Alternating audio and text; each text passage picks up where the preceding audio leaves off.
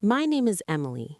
I'm 30 years old, engaged to David, 32, corporate lawyer, living in a luxury condo in downtown Chicago. We have the kind of life people envy: nice cars, weekend getaways, a wedding planned for next summer at a vineyard in Napa. David is successful, kind, stable, the man my parents always hoped I'd marry. He's good to me, really good. That's why the guilt almost killed me. This is the story of how I had a 9-month secret affair with my personal trainer, Lucas, the man my fiancé hired and paid for to help me get in shape for our wedding. It started innocently enough. David and I got engaged last Christmas. By February, I was stressing about fitting into my dream dress. I'd gained 15 pounds in the last 2 years. Happy weight. Stress eating from my job as a graphic designer. Late nights with wine and takeout. David noticed, gently suggested I might want to tone up for the photos. He even offered to pay for a trainer. Whatever makes you feel confident, babe. I agreed. He found Lucas through a high-end gym near our building. Top-rated, former college athlete, specializes in bridal packages. First session was in March. Lucas was 28, 6'2", built like a statue. Broad shoulders, defined arms, abs you could grate cheese on. Dark hair, blue eyes, easy smile. The kind of voice that makes you listen. He was professional. Measured me, asked about goals, created a plan. 3 sessions a week, plus diet tips. I liked him immediately. Not in a romantic way, at first.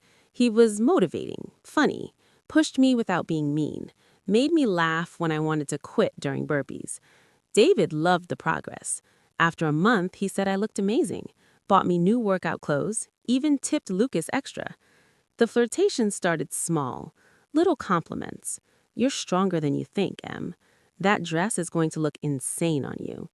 A hand on my lower back to correct form, lingering a second too long. I noticed, told myself it was nothing. By month 3, sessions moved to our building's private gym, early mornings before work.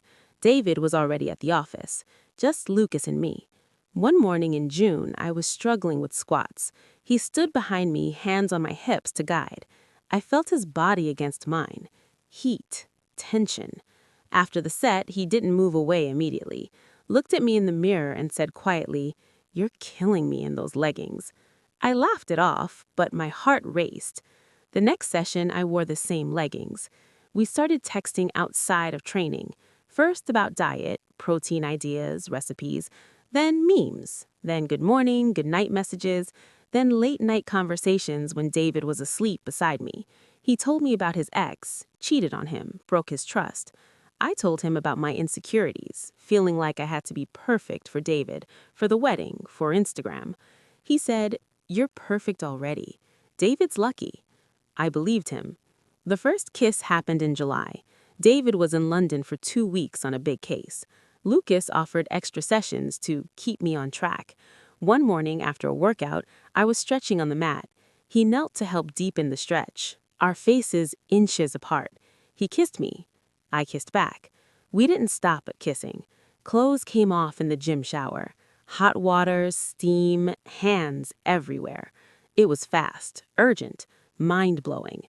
Afterward, leaning against the tile, he whispered, "I've wanted this since day one." I said, "Me too." And that was it. I was hooked. For the next 6 months, whenever David traveled, which was often, at least twice a month, Lucas and I were together.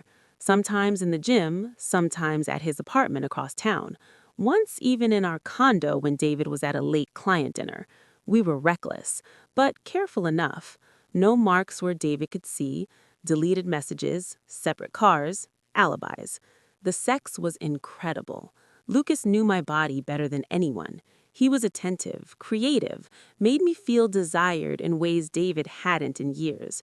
We'd spend hours, slow, teasing, intense.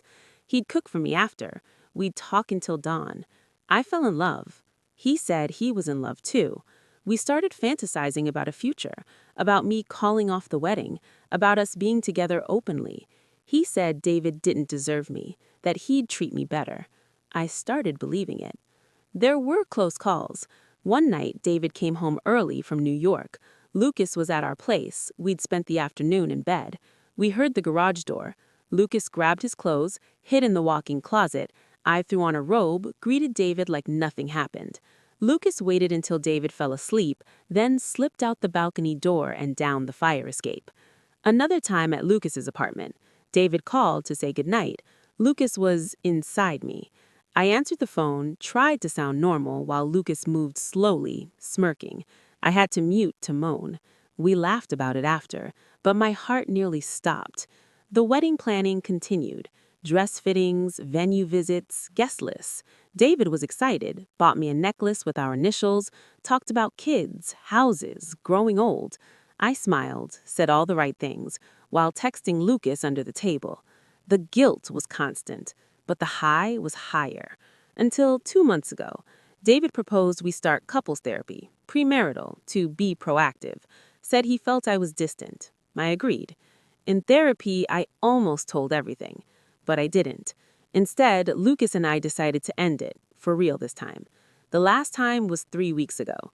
David was at a bachelor party for a friend, out of town. Lucas came over.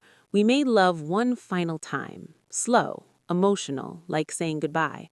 Afterward, we cried. He said, "I'll always love you, but we can't keep doing this to him." I said, "I know." He left. We haven't spoken since. Not a text, not a session. He told the gym he had a scheduling conflict. David thinks I'm training on my own now. The wedding is in 5 months. I'm wearing the dress, smiling in photos, planning the honeymoon, and dying inside. Some nights I look at David sleeping and want to tell him everything. Some nights I miss Lucas so much it hurts to breathe. I became the woman who cheated on her fiancé with the man he paid to train me. I became the woman who risked everything for passion. I became the woman who lives with a secret that could destroy the man I'm supposed to marry.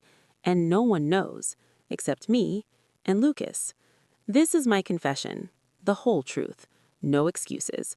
If you've ever been addicted to someone you shouldn't have, if you've ever chosen thrill over loyalty, if you've ever hated yourself for wanting more, then maybe you understand. Maybe you don't.